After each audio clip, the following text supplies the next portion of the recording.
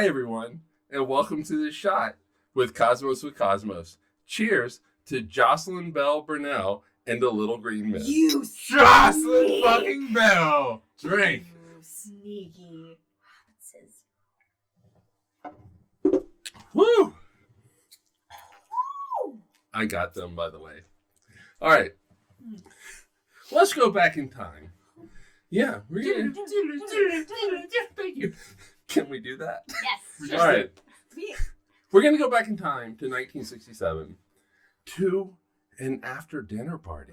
Classy. Yes, Classy. in fact, Brandy? this is a speech in which Jocelyn Bell Burnell is giving at an after-dinner party. Oh, that's fun. Fun, yeah, okay. Yeah. Makes sense. Yeah, and so, I mean, as you can imagine, these are astronomers and physicists and stuff like that. Yes. Highbrow. Highbrow.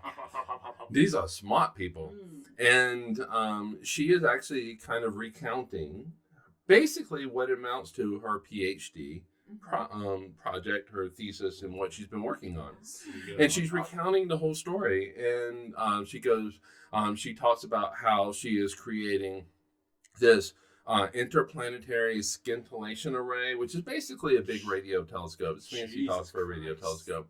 Sounds scintillating. Scintillating, Nice. yes. I see what you did there. And she talks about how they recruited all of these eager college students to come in and basically within this 4.5 acre plot, pile in a bunch of 1,000 posts and then connect all those posts with about 120 miles. What were these college students? Was this a secret hippie commune? Oh yeah, 1960s. By the way, this is outside of Cambridge in the UK. In Oh, not Massachusetts, but the No. UK. Okay. Yes, The real this is in the Cambridge. UK, the real Cambridge. Oh. And French, okay. so about 120 miles of wire to create this radio telescope. And so they turned this radio telescope on and they're starting to get some data. And Bell Not that Burnell. data. What? Not the data. Not that data. Sorry. Yes. Yeah. All right. So they're starting to get the numbers in and starting to get the data in. And she's looking at it. And she notices a quote unquote, a scruff in this particular part of the sky. A scruff? A scruff. A gruff? Yeah. But it is a scruff. So Scruffy nose. So she notices there's some data here. So Okay. basically there's something there. Okay. And she goes, "Hey, we need to look at this again. Uh-huh. Maybe tomorrow night we'll look at this." And so she goes back out and she looks at the same part of the sky and she notices it's not there. Oh my god. Yeah. Ghosts. And so she writes it off. She's like, "Oh, maybe it's bad data.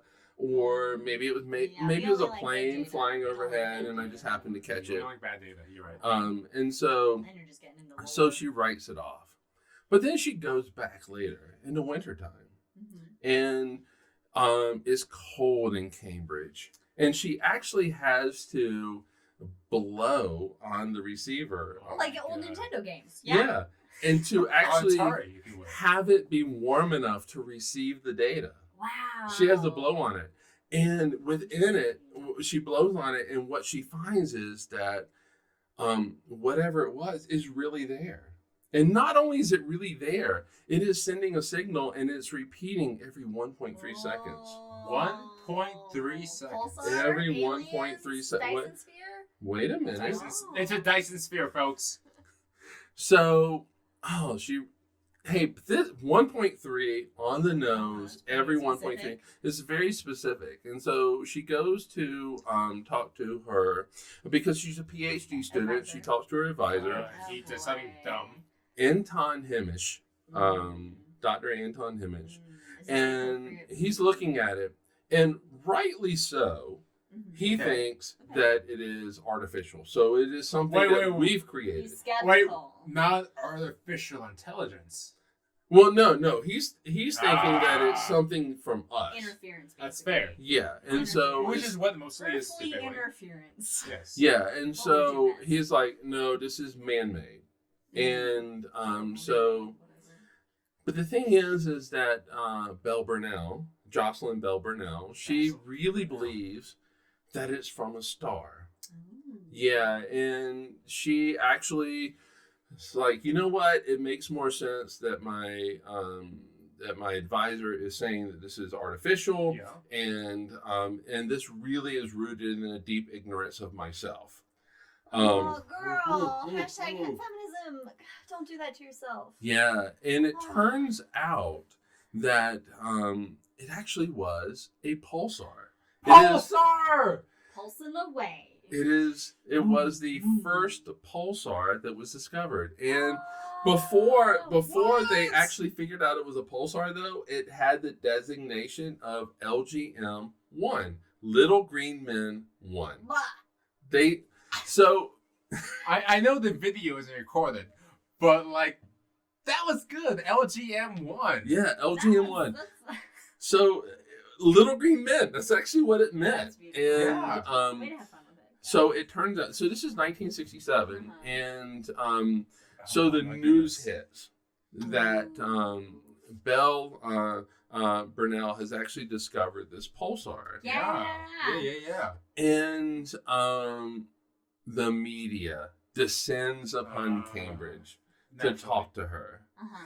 And unfortunately, it is such a 1960s The mentality. man. Enter the man. Enter the man. So the questions, she's recounting the questions that she received, and the ones that she received were things like, are you about the same height, or are you taller or smaller than Princess Margaret?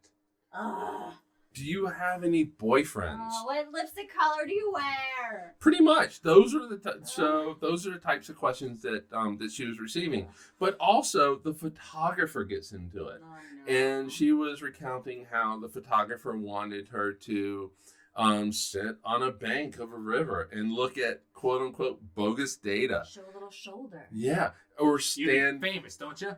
or stand up on the bank and look at bogus data, and then run down the hall with your hands just waving wildly. That's not worse. Yes. So in 7 years later, 1974, her advisor and another physicist actually won the Nobel Prize. Ugh. The fucking advisor. Yes. So I must actually, I don't know where my glasses went. I actually need to read a quote from her. Yes. She actually has a quote, and it is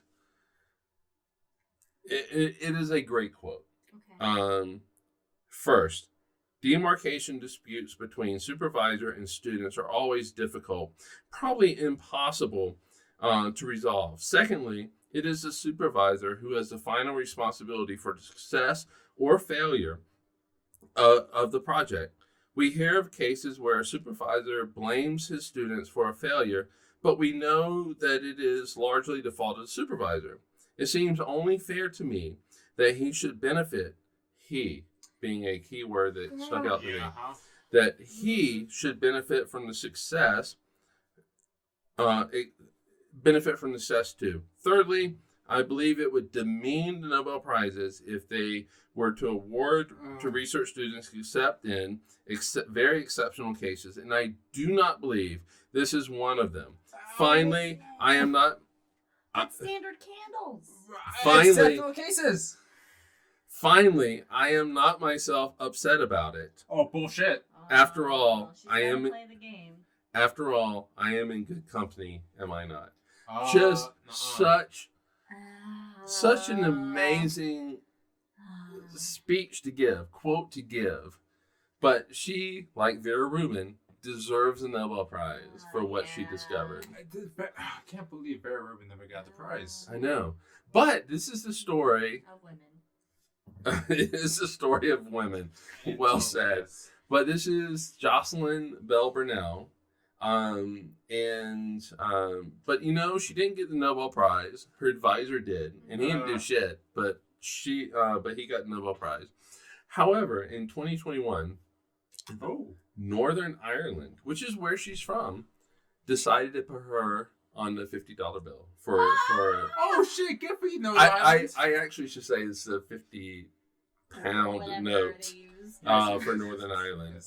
But she is on it for advancement of science. Excellent. Yes. So, Good job, Ireland. We put dead white guys on our money. There should be a Bell Meanwhile, Burnell pulsar. what's that? There should be a Bell Burnell pulsar. Oh, that's Pulsar BB. that's exactly BB1. what it should be. That's exactly what it should be. Mhm. And that is the story of Jocelyn Bell Burnell and the Little Green Men. Cheers, everybody. Cheers.